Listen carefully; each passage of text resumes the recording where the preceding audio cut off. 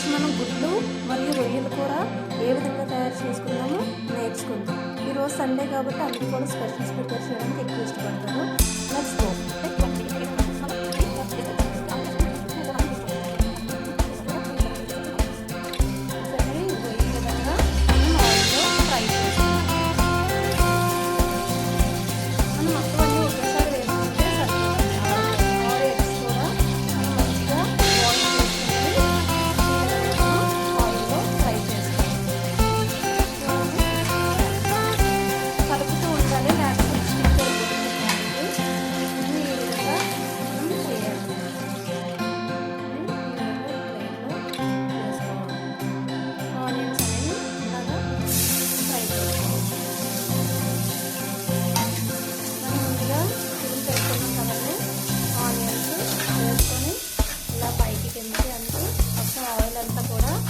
ఆనియన్స్కి fry అయ్యేటట్టుగా ఈ విధంగా ఫ్రై చేసుకోవాలి.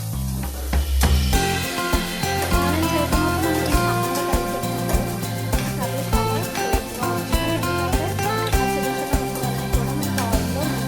అయితే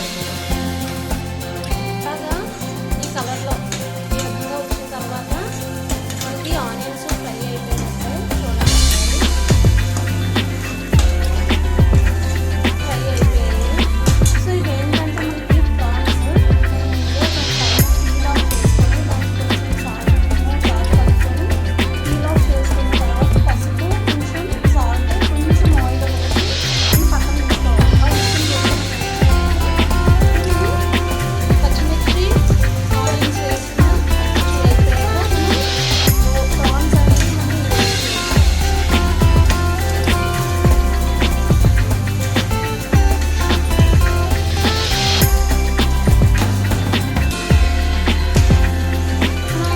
ప్రాన్స్లో యాడ్ చేసిన సాల్ట్ కూడా చాలా తక్కువ. Really half table spoon salt అనేది మనం ప్రాన్స్కి పట్టించుకోవాలి.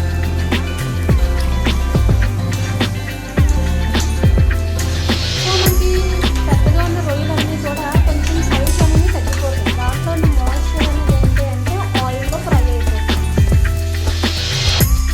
వాటి యొక్క సైజ్ అనేది తగ్గిపోతూ ఉంటుంది అంటే మనకి బాగా ఫ్రై అయిపోతుంది. చూడండి మనకి వైట్ కలర్లో వచ్చింది. సో ఇంకా కొంచెం ఫ్రై అవ్వాలి.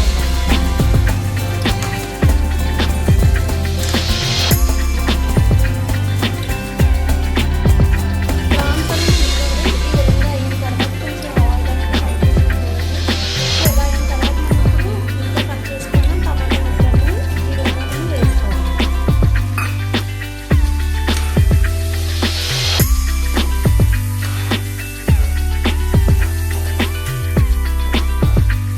మనం ముందుగానే టమాటా ముక్కలు యాడ్ చేసామంటే ప్రాన్స్ అనేవి సరిగ్గా కుక్ అవ్వవు. అందుకే తర్వాత నేను మీకు టమాటాలు అనేది యాడ్ చేశాను. టమాటోస్ ఎక్కువ ఉన్నప్పటికీ కూడా మనకి కర్రీ ఏది స్వీట్నెస్ రాదు. దానికి తగ్గ కారం అనేది మనం మెయింటైన్ చేస్తున్నప్పుడు కర్రీ చాలా టేస్టీగా ఉంటుంది.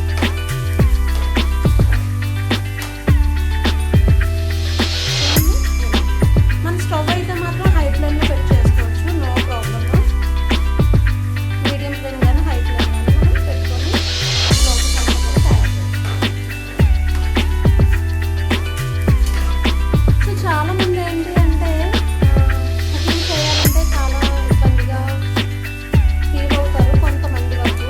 బట్ ఏంటంటే కుకింగ్ని మనం చాలా ఎంజాయ్ చేసి కుక్ చేస్తున్నప్పుడు కర్రీ కూడా చాలా టేస్ట్గా వస్తుంది. అలాగే మన బెటర్ హాఫ్ ఎవరైతే ఉంటారో వాళ్ళు కూడా మంచిగా హ్యాపీగా ఫుడ్ అనేది ఎంజాయ్ చేస్తుంది. నేను ఎప్పుడు కూడా కుకింగ్ చేసినప్పుడు చాలా హ్యాపీగా సంతోషంగా సాంగ్స్ వింటుంటే మంచిగా చేస్తున్నప్పుడు కుకింగ్ చాలా బాగుంటుంది.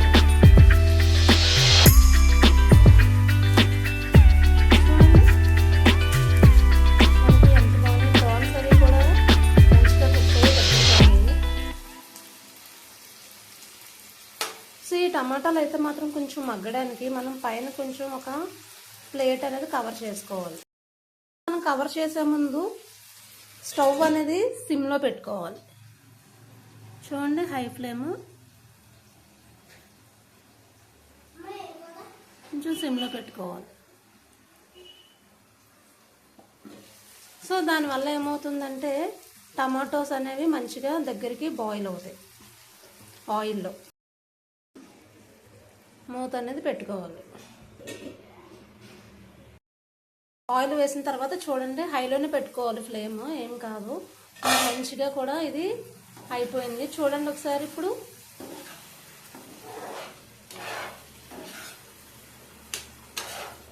నేనైతే అల్లం కానీ వెల్లుల్లి పేస్ట్ కానీ ఎటువంటి మసాలా కూడా యాడ్ చేయలేదు. ఎందుకంటే మసాలా అది తినడం వల్ల ఏంటంటే మనకి కొంచెం గ్యాస్ట్రిక్ అలాంటి ప్రాబ్లమ్స్ వస్తున్నాయి కాబట్టి నేనైతే అదేమీ యాడ్ చేయలేదు. సో ఇందులో మనం ఎక్స్ట్రా కొరియాండర్ లీవ్స్ ఏమైనా ఉంటే యాడ్ చేసుకోవచ్చు. ప్రెసెంట్ నా దగ్గర లేవు కాబట్టి నేను యూజ్ చేయలేదు.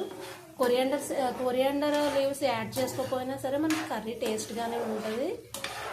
సో ఎందుకంటే మనం ఇందులో వాడినవి ఏంటంటే రొయ్యలు వాడాము. రొయ్యలే మనకి మంచి ఫుడ్ అనేది మంచి టేస్టీగా ఉంటుంది. సో మనకి చూడండి కన్సిస్టెన్సీ అనేది మనకి ఇలా అయితే సరిపోతుంది. కర్రీలో అది మనం మంచిగా కలుపుకొని రైస్ వేసుకొని ఈ కర్రీ ఏదైతే ఉందో అది మనం కొంచెం కలుపుకొని తింటే మాత్రం వావ్ అని అనాల్సిందే. చాలా బాగుంటుంది. మీరు కూడా ఒకసారి ట్రై చేయండి. మొత్తం అంతా కూడా డిస్ట్రిబ్యూట్ అయ్యేటట్టుగా కర్రీ మొత్తం కూడా మనకి అడుగు అది పట్టకుండా మనం మొత్తం ఈ విధంగా మనం చేస్తాం. సో చూడండి ఎంత బాగుంది, చూడడానికి టేస్టీగా కూడా ఉంటుంది.